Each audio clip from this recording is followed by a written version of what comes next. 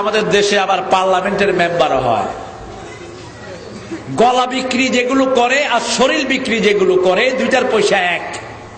যেই মহিলা কণ্ঠ বিক্রি করে খায় আর যেই মহিলা পতিতাবৃত্তি করে, এই দুইটার পয়সা এক বলেছেন মুহাম্মদ সাল্লাল্লাহু আলাইহি ওয়াসাল্লাম। মা আয়েশার কাছে গিয়ে সাহাবায়ে কেরাম বললেন, মা হুয়া সাবাবুজ জিলজালা, ভূমিকম্পের কারণটা কি? তিনি বললেন, বিশ্বনবী বলেছেন তিনটি কারণ। হাল্লাতিজ জিনা, মুদমিনে খাবার, আল মাজামির। তিনি বললেন তিনটা কারণ হলো ভূমিকম্পের। প্রথম হলো জিনা, ব্যভিচার, যেখানে ছড়িয়ে পড়ে ব্যাপক হারে। আমাদের দেশে সেটা আছে না নাই? বহু দলের ভিতরে জিনার পরিবেশ আছে না নাই?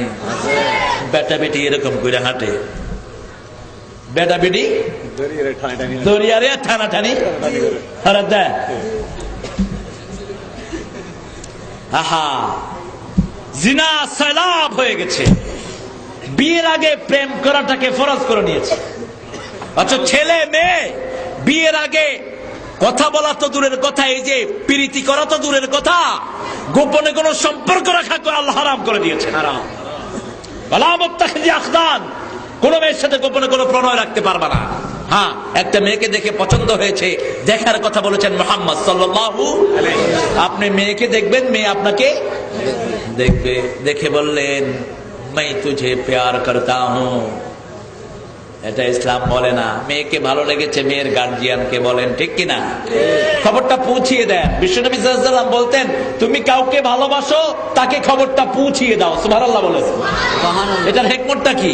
এক পেশি জ্বলার কোনো দরকার নেই। ইসলাম কত উদার। আপনি একজনের জন্য জ্বলছেন সারা জীবন, তার আপনার জন্য কোনো ফিলিংস নাই। এটা যেন না হয়।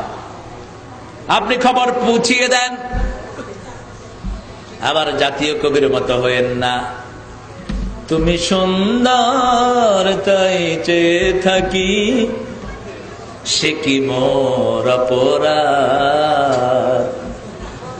চাঁদের চাহিয়া যত কি নাচে, কিছু বলে না তো চাঁদ, সে কি মোর অপরাধ। নজরুল খুব কৌশলী ছিলেন। দেখেন, প্রথম পংক্তিতে ভুল করেছেন, দ্বিতীয় পংক্তিতে শুদ্ধ করে ফেলেছেন। আবার চাঁদের চাহিয়া যত কি না আছে, চাঁদও নিষ্পাপ, চতকিও নিষ্পাপ। একটা আরেকটা দেখার মধ্যে কোনো অপরাধ নাই। কিন্তু তুমি সুন্দর তাই চেয়ে থাকি, সে কি মোর অপরাধ। অবশ্যই অপরাধ। তোমার বউ সুন্দর, তুমি দেখো, কোনো অপরাধ নাই। আরেক বেটার বউ সুন্দর দেখলে অপরাধ আছে না নাই? আছে। আপনার বিবি সুন্দর, তার হাত ধরেন, হাতের সগীরা গুনাহ মাফ করে দিবেন কে? আল্লাহ। বেশি প্রীতি করার খাহেশ জমে বিয়ে করে ফেল। 14 জনের সাথে লাইন করে, এগুলোকে ধরে পুড়ে ফেলা দরকার। এক একটা লাইনের জন্য 100 বাড়ি। 100 কয়শো বাড়ি? 100 বাড়ি। পাশা চাল উঠিয়ে ফেলো, পিটিয়ে। উঠাবে কারা? উঠাবে কারা? যারা দেশ শাসন করে, তারাই তো চরিত্রহীন হয়ে। বেশি আছে তো। মেয়েদের সাথে প্রেম করে, গোপনে চিঠি লেখে, রাতের বেলায় মোবাইল টিপে টিপে মেয়ের কণ্ঠ তালাশ করে, এরকম যুবক আছে না নাই? যুবকদের উপর আল্লাহ লানত। তুমি মেয়েদের কণ্ঠ তালাশ করে করে যে সময়টা ক্ষেপণ করো, এটা তোমার মধ্যে জিনার গুনাহ উঠে তোমার আমলনামায়।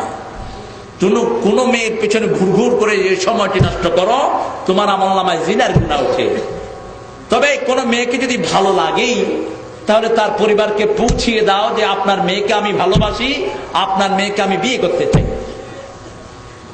বিশ্বনবী বিয়ের আগে মা আয়েশাকে 3 বার স্বপ্ন দেখলেন। কয়বার? 3 বার। বধূ ভেসে হুজুর ঘুম থেকে উঠে বললেন, আল্লাহ, আয়েশাকে আমাকে দিয়ে দেন, স্বপ্ন দেখায় লাভ কি?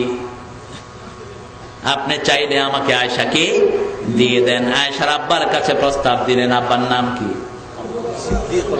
সিদ্দিক আকবর ইবনে কুহাফা, রাসূলের বিকল ছায়া ছবি। সিদ্দিক আকবর ইবনে কুহাফা, রাসূলের বিকল ছায়া ছবি। দিনের তরে কে আর এমন উজাড় করে দিল, যা কিছু সবই উজাড়।